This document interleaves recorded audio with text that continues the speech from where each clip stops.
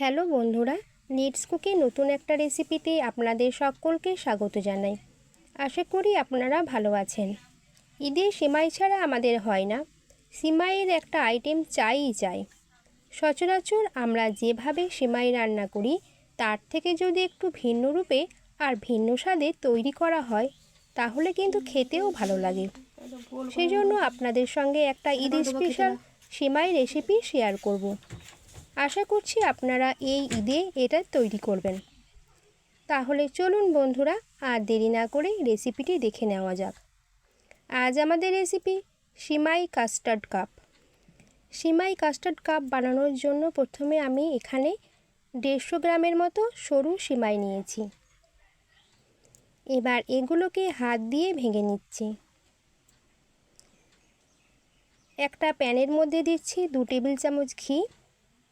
ঘিয়ের পরিবর্তে আপনারা বাটারও ব্যবহার করতে পারেন, কিন্তু তেল দিলে টেস্টটা ভালো আসবে না। এরপর সেমাইটা এর মধ্যে দিয়ে দিচ্ছি।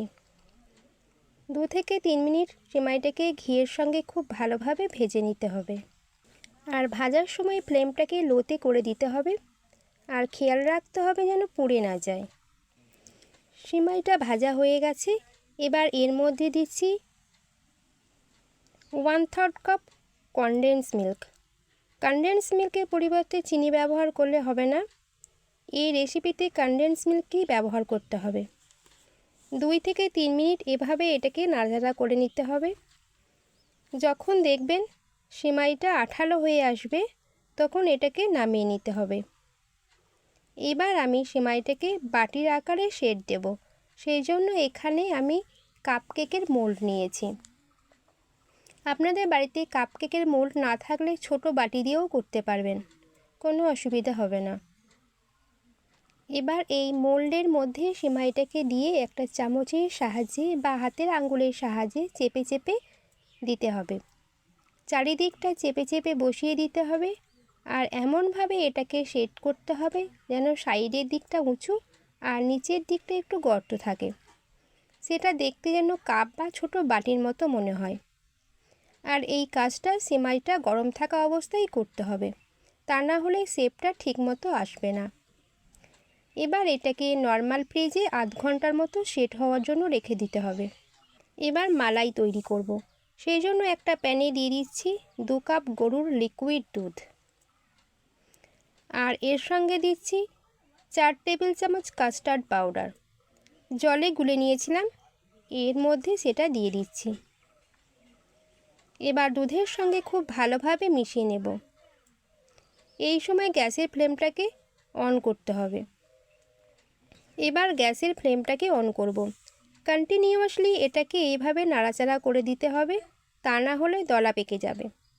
কিছুক্ষণ নাড়াচাড়া করার পর এর মধ্যে দিচ্ছি 1 কাপ চিনি।